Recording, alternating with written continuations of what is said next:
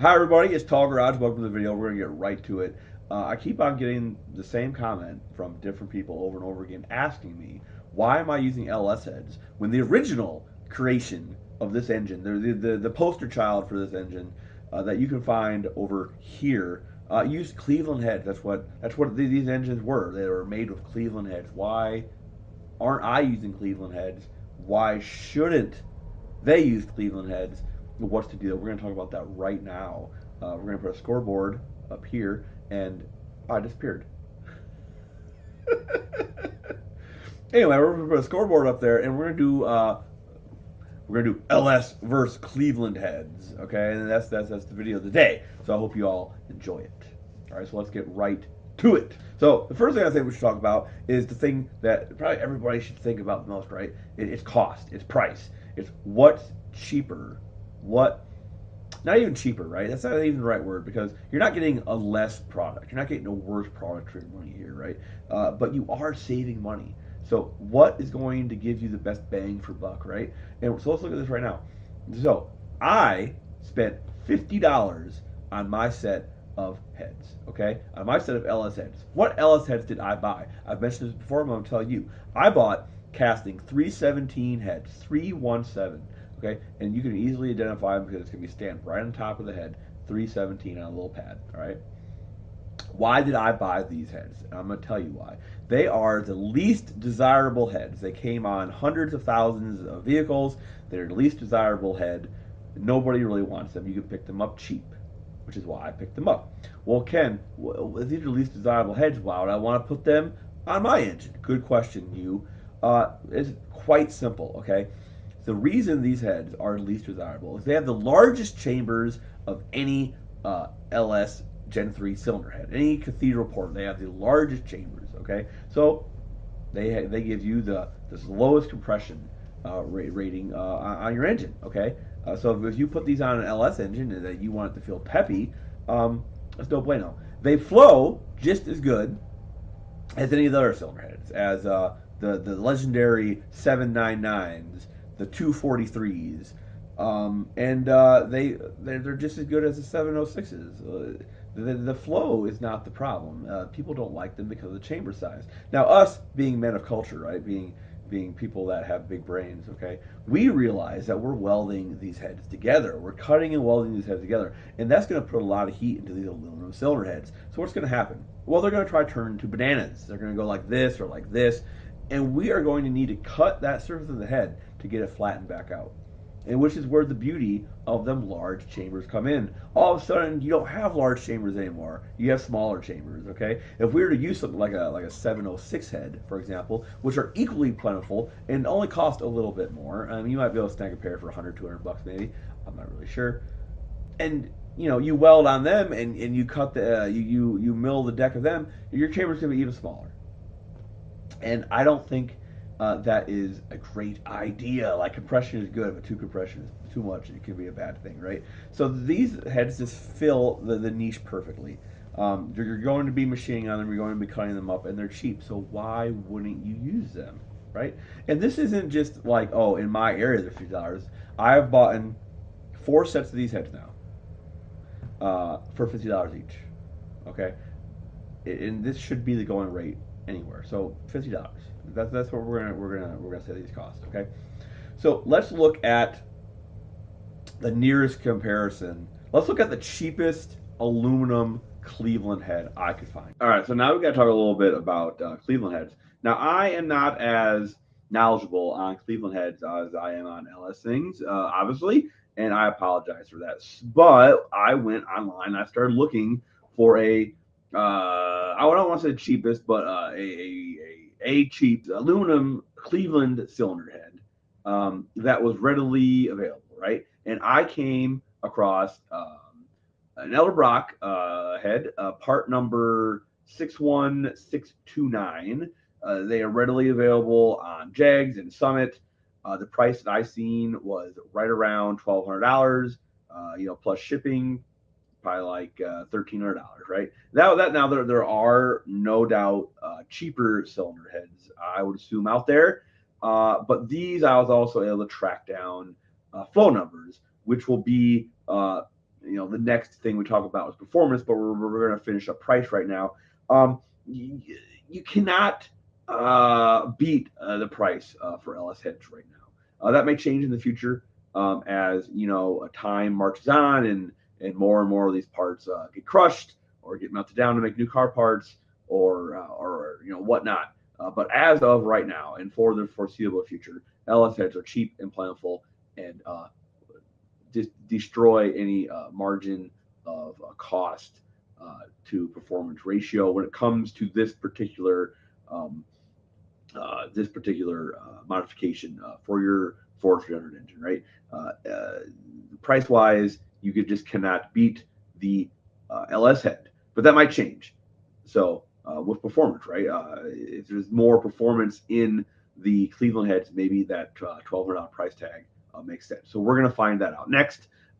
But I'm getting again off topic, so let's move forward. All right. So anyway, we kind of got a little bit off topic, but let's wrap this part of it in the video up, okay? So price. Who wins on price? The clear de facto winner. And if you're trying to do that on a reasonable budget, you're not trying to change the world and rotate the earth under your tires and all that jazz, right? The clear winner are the LS heads for this project, okay? Just in price alone. So, like I said, now we're going to look at performance. We're going to look at some airflow numbers, right? Now, I was going to look at the Speedmaster heads, right? But can't find any reliable flow numbers on those heads. So we instead are going to look at these Elderbrock heads because I have actual flow numbers for them. They are available, and they're actually a little bit cheaper than the Speedmaster heads. Go figure. So we're going to take a look at these, all right? All right, so now we're into the performance category, right? And we're going to take a look at these Cleveland heads first. Why not, right? So we're going to be looking at these Elderbrock heads, part number here, and they're still readily available for about $1,300 from Jegs even, all right?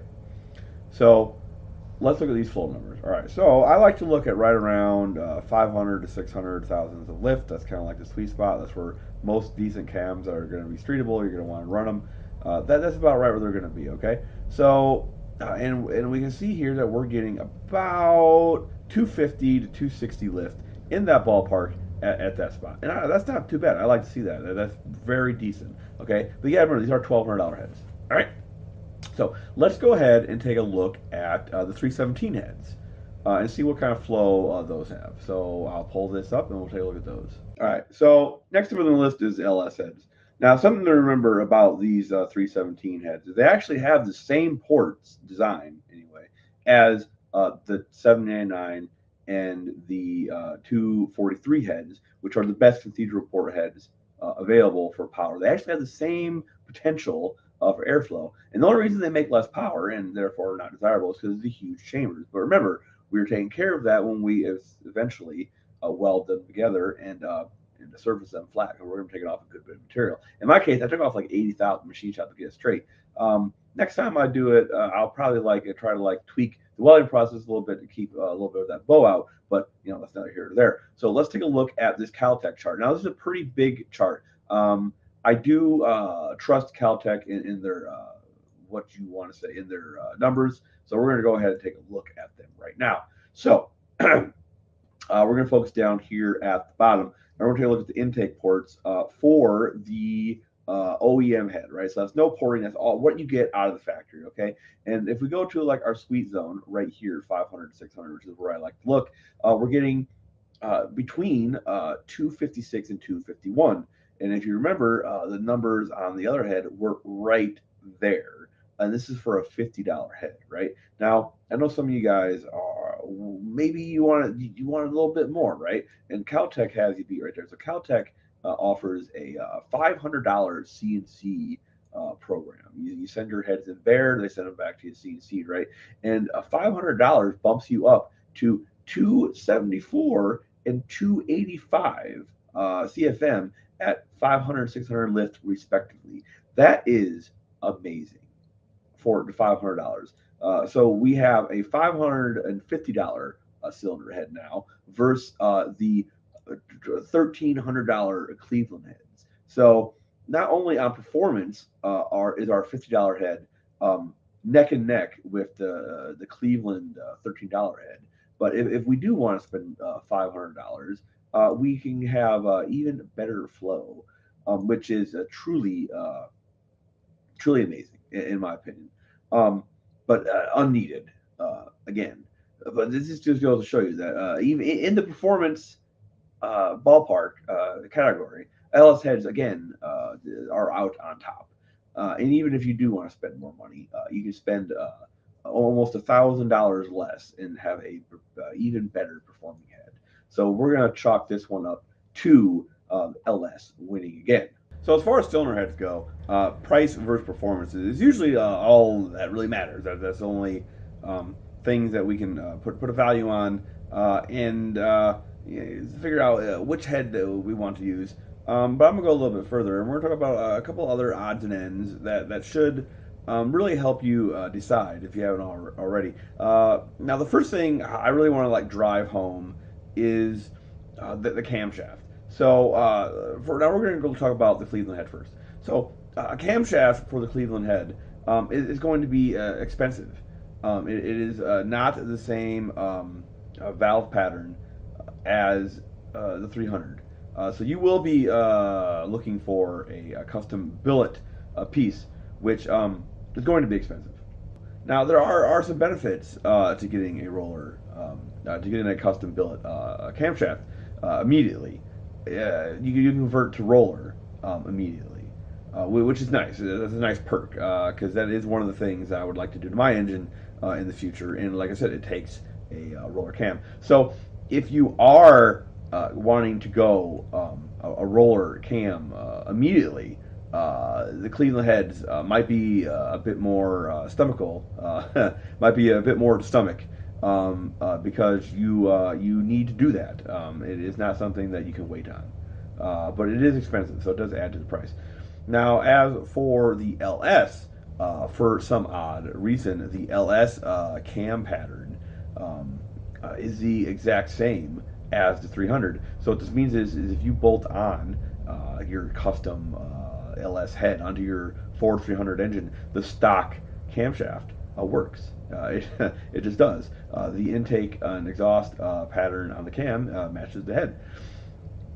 So you can use your stock cam. You can use any off-the-shelf cam. You can get a custom ground done. You can reground your stock cam. The options are there.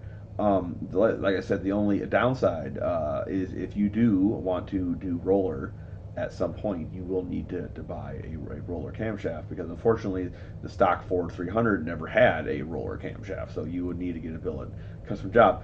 But for those that want the engine running sooner rather than later for the least amount of capital up front, you can't beat the stock cam in any off-the-shelf cam working for the project, right? Now, obviously, you'd probably want to get a custom grind done for the engine because I am sure that the characteristics of the factory head versus the LS head are different, and the cam should probably reflect that, right? But it's all available, and it is well within the budget of even the most moderate of tinkerers on engines. So again, that is a huge plus for the LS engine, as only those truly trying to get the most out of the engine need to go to roller in the first place, right? So that's a huge win for the LS. Now, talking about other odds and ends, the valve train is extremely affordable for the LS. I do not know off the top of my head what part for the Cleveland valve train would be, such as rockers and whatnot, but I do know that because of the popularity of the LS, there are tons of different rockers and you can shaft mount rockers and turn upgrades and all sorts of things that are readily available and affordable for your engine. So that again is a huge plus. And the last thing I can think of is the intake and exhaust manifolds, right? So as for your intake, you're going to need to make a custom piece regardless, be it if you did it the way I did it, which probably isn't the best way to do it. For those need refresher, I bought a sheet metal aluminum intake from China, It was the cheapest one. I want to say it was $300. I cut it up, and then I had it welded for an additional $200. So I want to say in total it was a $500 intake. So I do not know what a fully custom intake would be from scratch. It may be $500. I do not know. If you are handy, that doesn't matter. You can do it yourself. But for the intake, that's something to think about. It's going to need to be custom either way. So this is kind of like a wash, right? The exhaust manifold, again, is kind of a custom piece. But for those that are going to be NA, two passenger side LS manifolds with one tube cut off and welded shut, because you can weld on the stock manifolds. They are cast steel and it welds very well. You can just weld up that one hole after cutting off, and you would have a nice dual exhaust system on your engine for no real money. So that again, it's kind of a wash, because it's still going to be a custom piece. If you want something like a header or a turbo setup, it's still going to be about the same probably for either one. But it's something to think about. It's something to think about. Like I said, all the LS stuff is readily available. Let's talk about valve covers. If you're going to be cutting up a valve cover and welding it together, like I said, LS stuff is readily available for cutting up and cheap. Valve train parts are cheap. It's just a really good time right now to be messing with LSNs. So obviously you guys see where my bias lay, right? But I really can't think of much more to talk about in this particular video. So what I want you guys to do is, if you have any questions on anything that you think that you want to know about this particular modification for the 4300 or the Cleveland heads or the LS heads or maybe another head, there is a argument to be made for the new 7.3 Godzilla gas engines from Ford to use their heads. There is an argument to be made there about using them. So anything you guys want to know or comment on, please leave me a comment on it, and maybe I'll make a follow-up video of this later on, a couple weeks from now, after I get all the comments and put together and get my thoughts on them, right? But yeah, that's it. I hope I cleared up some of the thoughts on this. I hope I presented my arguments clearly. I hope you guys enjoyed the video, which if you did enjoy the video, please consider hitting that like button. And if you want to see more, please hit the subscribe button so that you will be notified when my videos come out. I appreciate everybody for watching, and this is Tall Garage signing out, and I'll talk to you all later.